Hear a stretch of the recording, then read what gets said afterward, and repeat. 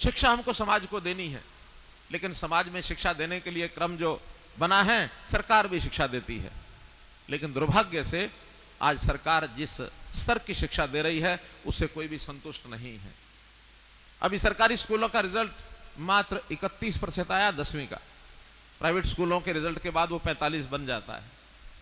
12वीं का सिर्फ 54% आया, सब मिलाकर सरकारी और प्राइवेट सब मिला करके। सरकारी निकालेंगे तो बहुत कम आएगा।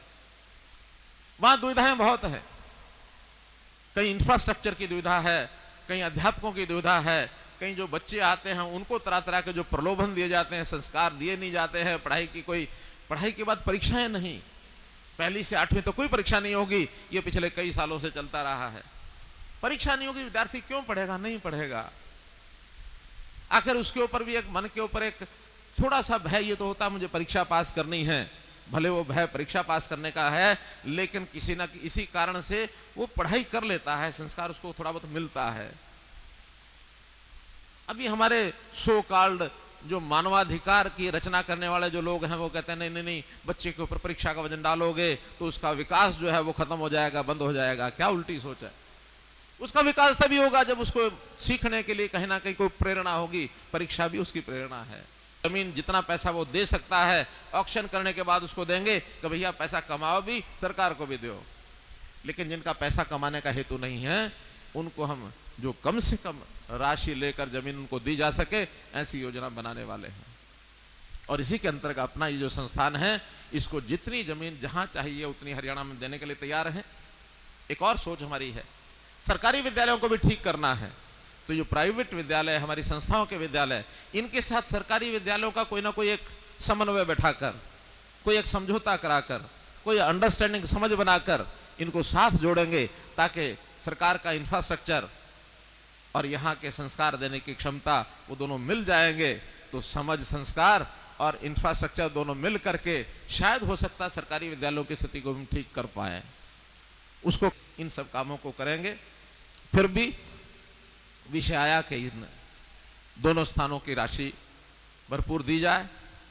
सरकार ने एक लिमिटेशन बनाई है मुख्यमंत्री कोष की, उस लिमिटेशन में अधिकतर किसी एक संगठन, एक यानी संस्थान को, अब ये संस्थान दोनों मिलाकर एक ही है, इसलिए एक संस्थान को, दो अलग अलग हैं,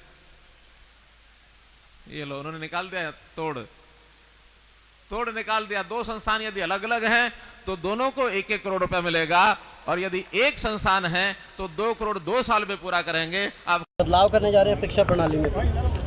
देखिए, शिक्षा विभाग हमारा इस विषय में बहुत सी चीज़ों पर विचार कर रहा है कि आखिर हमको हरियाणा प्रदेश में शिक्षा का स्तर सुधारना है। बहुत ही खेद की बात है कि अभी तक शिक्षा की ओर ध्यान किसी पिछली सरकार ने दिया नहीं। इस बार का हमारा 10वीं का रिजल्ट गवर्नमेंट स्कूलों का मात्र 31% आया, और इस शिक्षा के माध्यम से हम अपने भावी नागरिक को किस प्रकार से आखिर निर्माण की ओर आगे बढ़ाएंगे, हमारी चिंता की विषय है। हम इसको कई तरीकों से ठीक करेंगे।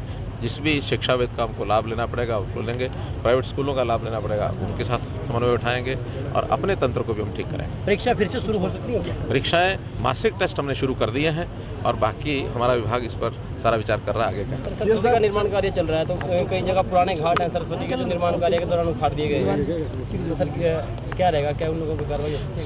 क्योंकि जो पुरानी विरासत है उसको, सरस्वती नदी का जो उद्गम स्थान आदि बद्री से, और उसका जो मार्ग है, उस मार्ग के नाते से हम उसकी पूरी एक निर्माण कर रहे हैं, और उस निर्माण में एक उचित निर्माण करके उसका एक सांस्कृतिक जो स्वरूप है वो इस क्षेत्र में खड़ा होना चाहिए। उसमें पर्यटन भी एक विषय है जिसके अंदर लोगों का दूर दूर से हरियाणा में तीन संग्रहालय बनने जा रहे हैं, उनमें एक स्टेट म्यूजियम है, वो पंचकूला बना रहे हैं, जबकि पर्यटन कुरुक्षेत्र में आता है, और उसका वहाँ औचित्य निबंध। पर्यटन का विषय नहीं, ये सांस्कृतिक हमारी एक राजधानी है। पर्यटन के केंद्र तो बहुत हैं प्रदेश भर में, इसलिए संस्कृति की दृष्टि से, सांस्कृतिक भावनाओं की दृष्टि से यहाँ भी जो बहुत काम किए जाएंगे उसका लाभ हमको